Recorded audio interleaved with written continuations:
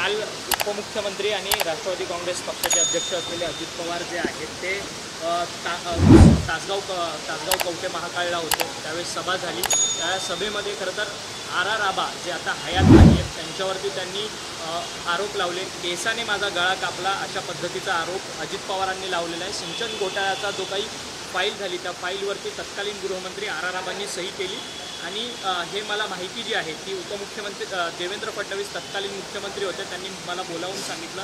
अशा पद्धतीचा गौप्यस्फोट केलेला आहे। असं आहे की एक म्हणजे 70,000 कोटीचा आरोप भारतीय जनता पक्ष देवेंद्र फडणवीस यांच्या नेतृत्वाखाली जो होता त्यांनी केला। बैलगाडीभर पुरावे मंत्रालयात आणून देण्याचं काम त्यावेळी तावडे साहेब आणि देवेंद्रजी आणि त्यांच्या सर्व सहकार्यांनी केलं। त्याच्यावर चौकशी झाली, त्याची फाईल आली असेल, त्याच्यावर त्यांनी सही केली असेल। मला नक्की काय मला देवेंद्र फडणवीसांनी फाईल दाखवली नाही, मला नक्की काय लिहिलं त्यात माहीत नाही। पण ती फाईल देवेंद्रजींनी ज्यांच्यावर आरोप आहेत त्यांना बोलवून दाखवावी हे जरा अनाकलनीय आहे। आणि महाराष्ट्राचे गृहमंत्री, महाराष्ट्राचे तत्कालीन मुख्यमंत्री ते होते, त्यावेळी ज्यांच्यावर आरोप आहेत त्यांनाच ती फाईल बोलून दाखवणं हे गोपनीयतेचाही भंग आहे आणि बाकीचे बरेच गोष्टी त्यातनं स्पष्ट होतात। आणि त्यामुळं महाराष्ट्रामध्ये स्वतः पंतप्रधान मोदी साहेबांनी देखील हाच आरोप केला। आम्ही कुणीच त्यांच्यावर कधी आरोप केले नाहीत। आज दुर्दैवाने आर पाटील हयात नाही आहेत। ते हयात असते तर त्यांनी याचं उत्तर दिलं असतं। तेव्हा काय परिस्थिती होती आम्हाला काही त्याच्यावर सांगता येत नाही। पण एखाद्या व्यक्ती हयात नसताना त्यावर बोलणं आणि त्यावर कमेंट करणं हे आपण शक्यतो कधी करत नाही, टाळतो। पण त्यांनी तासगावात येऊन असं भाष्य करणं, तासगावातल्याच नाही तर महाराष्ट्रातले अनेक लोक आर पाटील यांना मानत होते, मानतात। डान्स बार बंदीपासून अनेक अतिशय आदर्श उपक्रम त्यांनी महाराष्ट्रात केले। आज त्यांच्या एखाद्या कृतीवर हे स्पष्ट होतं की आर पाटील आणि आमची राष्ट्रवादी काँग्रेस ही किती पूर्ण ट्रान्सपरंट काम करते आणि कोणाचीही चौकशी असेल तर ती करण्याची भूमिका ती करते। ही भूमिका शरद पवार साहेबांच्या राष्ट्रवादीची आहे। आणि एखादी गुन्हाच जर केला नसेल तर त्या चौकशीला सामोरं जाण्यासाठी घाबरण्याची गरज नाही असं सगळे म्हणतात। आणि त्यामुळं आर पाटलांनी सही केली असेल या विश्वासावर हे सगळं खरं आहे किंवा खोटं आहे याचा शहानिशा व्हावा। आज तीच फाईल देवेंद्रजी ज्यांच्यावर आरोप आहेत त्या आरोपींनाच दाखवतात म्हणजे हे आश्चर्य आहे आणि अनाकलनीय असं मी म्हणतो। मग या संपूर्ण युतीची अर्थात महायुतीची जी नांदी आहे ती 2014 पासूनच सुरुवात झालेली का? या तेव्हापासून ही टांगती तलवार त्यांच्या डोक्यावर असावी असा माझा अंदाज आहे।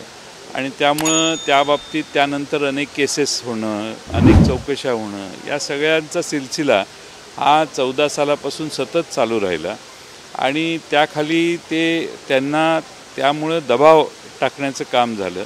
त्यामुळे अनेक वेळा भारतीय जनता पक्षात जायला पाहिजे ही भूमिका ही फार भाजपच्या प्रेमातून झालेली नाही तर ती त्यातून झालेली असावी असा माझा अंदाज आहे। तासगाव कवठे महाकाळमधल्या भाषणामध्ये खरं तर अजित पवारांनी तुमची सुद्धा मिमिक्री केलेली आहे। 7 वेळा इस्लामपूर मतदारसंघामधनं खरं तर तुम्ही निवडून गेलात त्यावरती त्यांनी प्रश्नचिन्ह उपस्थित केले की इस्लामपूरचं बारामती करणार होते असं सातत्याने जे म्हणणार आहेत त्यांनी अजूनपर्यंत बारामतीची 12ही केलेली नाही। अशा पद्धतीने तुमच्यावरती त्यांनी टीका केली। मी इस्लामपूरची बारामती करणार असं कधीही म्हटलो नाही। मी इस्लामपूरच करणार अशी माझी भूमिका आहे। आणि मला माहिती आहे इस्लामपूर कसं करायचं। महाराष्ट्रातलं सगळ्यात उत्तम शहर म्हणून त्याची उभारणी आम्ही करू। बारामतीची कॉपी करायची मला काही गरज नाही। सर, तुमचे सिद्धी आणि रमेश कदमचे व्हिडिओ व्हायरल होते, या संदर्भामध्ये आरोप पण केलेला आहे युवक गटाच्या, म्हणजे तुमच्या दोघांमध्ये कॉल रेकॉर्डिंग बाहेर आलेली नाही, रमेश कदम हे त्या भागातले लोकप्रिय नेते होते, पण त्यांच्यावर बरेच केसेस चालू आहेत म्हणून त्यांना आम्ही तिकीट देऊ शकत नव्हतो।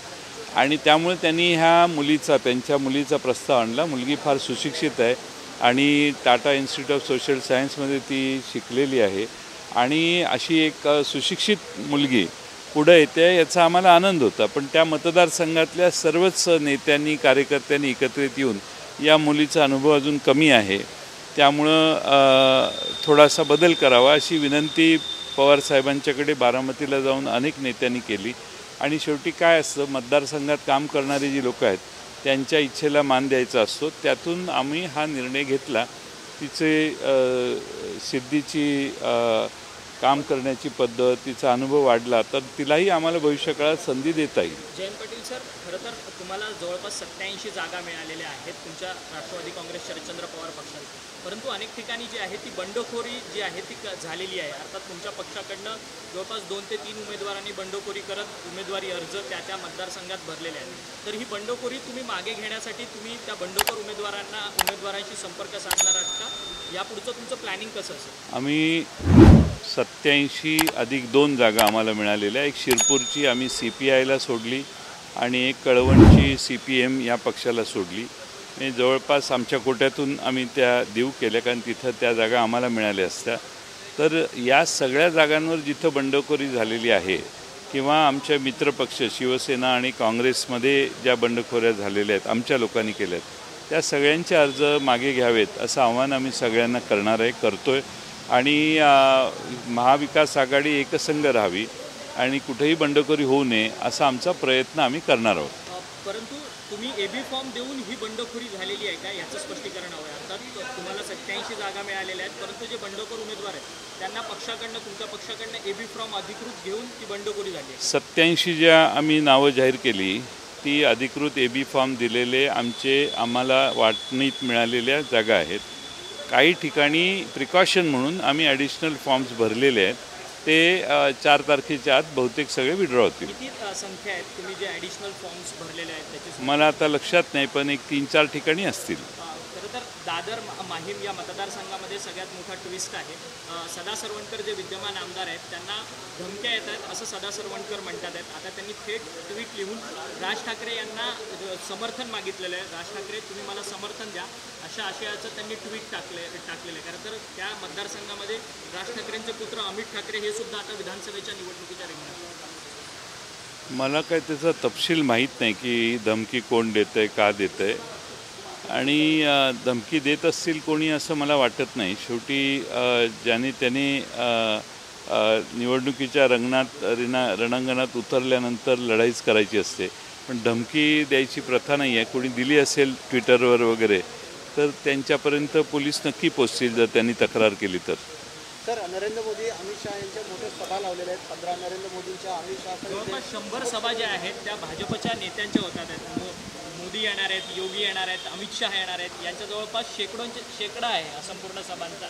या सभांकडे कसं पाहता, कारण की लोकसभेत देखील हेच नेते राज्यात आलेले होते. भारतीय जनता पक्ष हा महाराष्ट्राचा मधून उद्योग बाहेर नेणारा, महागाई वाढवणारा, महाराष्ट्रातल्या शेतकऱ्यांचे विरोधी धोरणं असणारा, महिलांच्याबद्दल अर्वाच्य भाषा वापरणारे नेते या पक्षात असणारा पक्ष आहे.